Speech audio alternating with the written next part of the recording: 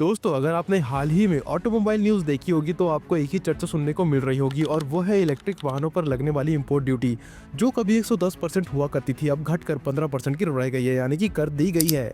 यहाँ पर प्रधानमंत्री नरेंद्र मोदी और टेस्ला के मालिक एलोन मस्क की मीटिंग की फुटेज देखकर ये खबर और भी गर्मागर्म हो गई है दोस्तों। लेकिन यहाँ पर सबसे बड़ा सवाल यह आता है कि क्या इस नए टैक्स पॉलिसी से हमारी देसी कार ब्रांड यानी कि खास करके महिंद्रा और टाटा, इन दोनों पर क्या गंभीर असर पड़ेगा? और क्या विदेशी कारों का ये धमाल भारतीय बाजार में लोकल इनोवेशन और सेल्फ रिलायंस पर खतरा बन सकता है क्या? आज हम यहाँ पर इस पूरे के पूरे मामले को डिटेल में समझने वाले हैं। आपको यहाँ पर डिटेल में आंकड़ों के साथ समझाएंगे और बताएंगे कि ये इंपोर्ट टैक्स कट कितना बड़ा बदलाव हो सकता है हमारे भारत देश के लिए। और यहाँ पर ये भी जानने की कोशिश करेंगे, यानी कि देखेंगे कि इससे भारतीय ऑटोमोबाइल बाजार में ऑटोमोटिव इंडस्ट्री पर क्या असर पड़ सकता है। तो चलिए शुरू करते हैं और देखते हैं कि ये नया कदम हमारे देसी ब्रांड्स के लिए मौका है या फिर मुसीबत। देखो, यहाँ पर ये जो नई ईवी पॉलिसी है ना, इसको बोला जाता है SMEC, यानी कि scheme to promote manufacturing of electric passenger car in India. और ये कोई आज की पॉलिसी नहीं है, बल्कि मार्च 2024 में इसको इंट्रोड्यूस कर दिया गया था। और यहाँ पर इसे इंडिया के डोमेस्टिक इलेक्ट्रिक व्हीकल मैन्युफैक्चरिंग को प्रमोट करने के लिए बनाया गया था, यानी कि स्थापित किया गया था। लेकिन इस स्कीम को अभी तक इम्प्लीमेंट नहीं किया गया था और इसी वजह से यहाँ पर मोदी जी विदेश की यात्रा पर गए और जब एलोन मस्क से मिले, उसके बाद से ही इस स्कीम की चर्चा यहाँ पर जोरों शोरों से होने लगी। टेस्ला ने पहले भी इंडिया में एंट्री लेने के लिए इंटरेस्ट दिखाया था, मगर आपको यहाँ पर याद होगा कि टेस्ला की इंपोर्ट ड्यूटीज को कम करने की डिमांड को इंडियन गवर्नमेंट ने पहले ही रिजेक्ट कर दिया था। इनफैक्ट यहाँ पर नितिन गडकरी जी ने तो साफ मना कर दिया था कि भाई इंपोर्ट ड्यूटी को तो कम नहीं करने वाले हम लोग, और अगर उनको यहाँ पर आना है तो उन्हें डोमेस्टिकली मैन्युफैक्चरिंग लगानी होगी इंडिया के अंदर। देखो, अगर यहाँ पर ऐसे ही इंपोर्ट ड्यूटीज को कम कर दिया जाता है ना, तो इंडिया के अंदर यहाँ पर चाइनीज गाड़ियों की बहुत ही भयंकर सुनामी आ जाएगी। और यहाँ पर ये सुनामी हमारे देश के हर एक कार कंपनी को खत्म कर सकती है हमेशा के लिए, जैसा कि यहाँ पर फॉर एग्जांपल यूरोप और बाकी के कई सारे देशों में हो रहा है। लेकिन अगर यहाँ पर इंपोर्ट ड्यूटीज में रिलीफ नहीं देंगे तो भी यहाँ पर बहुत बड़ी दिक्कत हमें देखने को मिल सकती है। क्योंकि देखो यार, यहाँ पर ऑटोमोबाइल इंडस्ट्री को, यानी कि पूरे के पूरे प्लांट को इंडिया के अंदर स्टेब्लिश करना या फिर किसी भी बड़े देश में स्टेब्लिश करना बहुत ही मुश्किल काम होती है। यानी कि मेरा मतलब है बहुत सारा पैसा लगता है इसमें, और ये कोई हाई मार्जिन बिजनेस भी नहीं है। ऐसे में बहुत सारा पैसा ऐसी जगह लगा दी जाए जहाँ से पैसा वापस आने की पॉसिबिलिटी बहुत ही ज्यादा कम हो, तो यहाँ पर ये बहुत बड़ा रिस्क होता है किसी भी बड़े कार कंपनी के लिए। इसलिए यहाँ पर किसी भी नए कार ब्रांड को किसी भी न्यू लोकेशंस पर प्लांट स्टैब्लिश करने से पहले वहाँ के CBU यूनिट भेज कर वहाँ की मार्केट चेक करनी होती है और देखना होता है कि क्या उनका प्रोडक्ट वहाँ पर बिक रहा है या फिर नहीं बिक रहा है। और जब यहाँ पर कंपनीज को अच्छा यूजर फीडबैक मिलता है और उनको दिखता है कि हाँ, यहाँ पर पोटेंशियल ग्रोथ है उनकी, तो उसके बाद ही वो अपने बिजनेस को वहाँ पर फाइनल करते हैं और मैन्युफैक्चरिंग वगैरह डालने की सोचते हैं। इसीलिए किसी भी जगह पर मार्केट यूनिट, मैन्युफैक्चरिंग यूनिट डालने से पहले किसी भी मार्केट को टेस्ट करना बहुत ही ज्यादा जरूरी हो जाता है दोस्तों। मगर यहाँ पर कोई भी कंपनी अगर 110% की इंपोर्ट ड्यूटी देकर अगर कोई भी मार्केट टेस्ट करने निकलेगी तो कौन ही उनकी आखिर गाड़ी खरीदने वाला है? अगर कोई भी कार ब्रांड 35 लाख की गाड़ी इंपोर्ट ड्यूटी में लगने के बाद, यानी कि इंपोर्ट टैक्स लेने के बाद 70 लाख में इंडिया में बेचेगा, तो उसे कौन ही टारगेट करेगा? और वैसे भी हमारे भारत देश में महंगी गाड़ी खरीदने वाले लोग वैसे ही बहुत ज्यादा कम हैं। तो इसीलिए यहाँ पर इस परेशानी का हल न्यू स्कीम यानी कि SMEC के अंतर्गत निकाला गया है। तो यहाँ पर इंडियन गवर्नमेंट ने कहा है कि वो सारे के सारे ऑटोमोबाइल मैन्युफैक्चरर्स को 15% इंपोर्ट ड्यूटी पर CBU यूनिट को देश के अंदर लाने देंगे। यानी कि मेरा मतलब है कंप्लीट बिल्डअप यूनिट जो होती है ना, उससे मतलब एज इट इज वहाँ से गाड़ी बनकर यहाँ पर आएगी और एज इट इज यहाँ पर 15% इंपोर्ट ड्यूटी लगेगी। लेकिन यहाँ पर देश का ये प्यार फॉरेन कार मेकर्स के लिए एक अनकंडीशनल नहीं है, इसमें भी कुछ यहाँ पर कंडीशंस हैं। वो भी यहाँ पर अगर देखा जाए तो भारी कंडीशंस, जैसे कि सबसे बड़ी कंडीशन तो ये है कि ये बेनिफिट सिर्फ और सिर्फ तभी ऑफर किया जाएगा जब फॉरेन कार ब्रांड इस बात पर कमिटमेंट देगी कि वो इंडिया में 500 मिलियन US डॉलर यानी कि 4150 करोड़ का इन्वेस्टमेंट करेंगे डोमेस्टिक प्रोडक्शन के लिए। और इसमें से भी इंटरेस्टिंग बात तो यह है कि इस 4150 करोड़ के इन्वेस्टमेंट में लैंड और बिल्डिंग की कॉस्ट ना हटा के इन्वेस्टमेंट करना पड़ेगा। और जो ये सारी की सारी कंडीशंस है ना, वो बस यहीं पर खत्म नहीं होती, और भी कई सारी बड़ी बड़ी कंडीशंस है यहाँ पर। जैसे कि यहाँ पर इस पॉलिसी के लिए अप्लाई करने के बाद annually brands up to 8000 unit of premium EVs को इंपोर्ट कर पाएंगे एट 15% ऑफ इंपोर्ट ड्यूटी।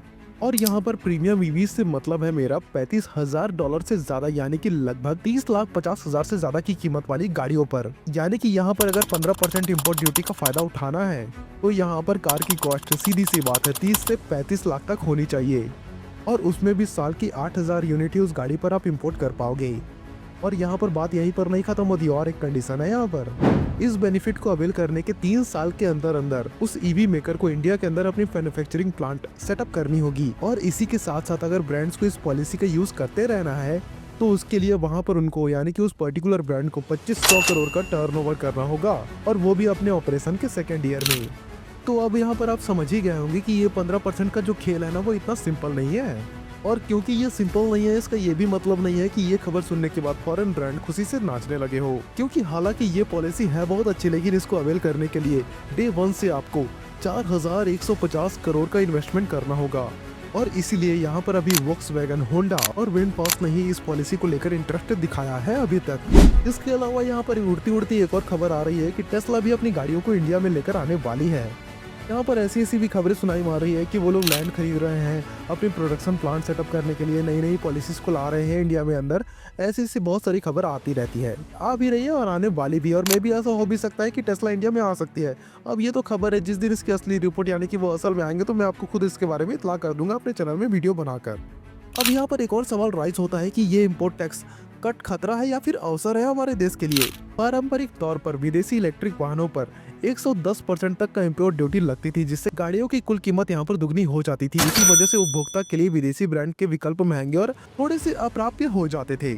और अब यहाँ पर एक और तथ्य है कि यदि यहाँ पर विदेशी कंपनी इस कम टैक्स का पूरा लाभ उठाकर भारत में प्रीमियम गाड़ियां इंपोर्ट करती है तो देसी ब्रांड की बाजार हिस्सेदारी पर कड़ा दबाव पड़ सकता है दोस्तों, खास करके उन सेगमेंट में जहां पर उपभोक्ता कम कीमत पर उच्च क्वालिटी की उम्मीद करते हैं। दूसरी ओर यहाँ पर इस नीति के तहत उपभोक्ता को सस्ती और उन्नत तकनीक वाली इलेक्ट्रिक गाड़ियां मिलने की संभावना बढ़ जाती है। देसी कंपनियां जैसे कि महिंद्रा और टाटा अपने प्रोडक्शन में नवाचार और क्वालिटी सुधार लाने के लिए मजबूर हो जाएंगे। इसकी वजह से यहाँ पर ये पूरा का पूरा कॉम्पिटिटिव माहौल भारतीय ऑटोमोटिव उद्योग को और भी ज्यादा एडवांस और प्रोग्रेसिव बना सकता है।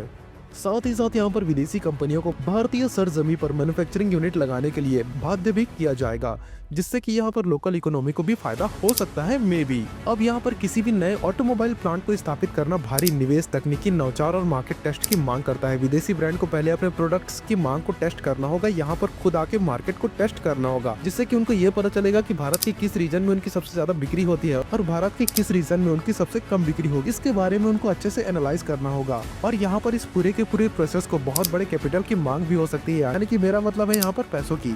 अब यहाँ पर इस बारे में भी थोड़ी चर्चा कर लेते हैं कि इस पूरे की पूरी प्रक्रिया के चलते स्टॉक मार्केट में यानी कि भारतीय ऑटोमोबाइल बाजार की शेयर मार्केट पर क्या हाल पड़ा है।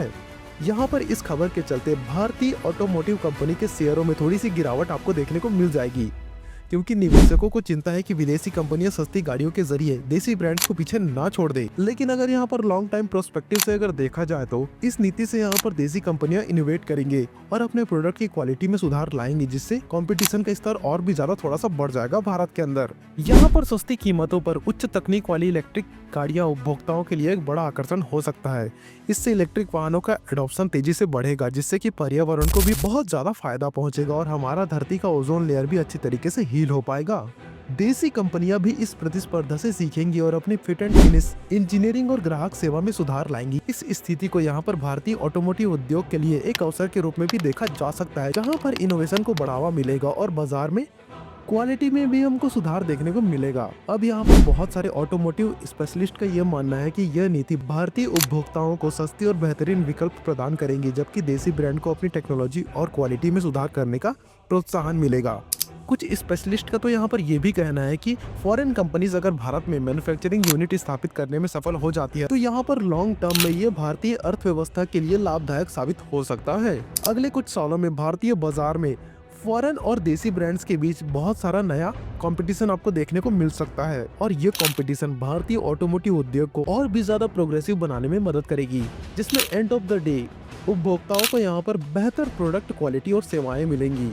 और यहाँ पर एंड ऑफ द डे अगर कहा जाए तो ये नई इम्पोर्ट पॉलिसी एक दो-धारी तलवार की तरह है, जहाँ एक और इससे उपभोक्ताओं को बेहतरीन और किफायती इलेक्ट्रिक गाड़ियां मिलने की संभावना है, वहीं यहाँ पर देसी ब्रांड्स पर भी दबाव बढ़ेगा कि अपने क्वालिटी और इनोवेशन पर निरंतर सुधार करते जाएं। आपको क्या लगता है यहाँ पर कि क्या ये नीति महिंद्रा, टाटा जैसी देसी कंपनियों के लिए खतरा है या फिर उन्हें नई ऊंचाइयों तक ले जाने का एक अवसर साबित हो सकता है? नीचे कमेंट में अपनी राय देकर हमें बताइएगा। अगर ये वीडियो आपको पसंद आए तो इस वीडियो को लाइक करें, शेयर करें और हमारे चैनल को सब्सक्राइब करके उस बेल आइकन को दबाना ना भूलें, क्योंकि आपके सपोर्ट से ही हमें ऐसी ही जानकारी पूर्ण और दिलचस्प वीडियो बनाने की प्रेरणा मिलती है। जय हिंद, जय भारत।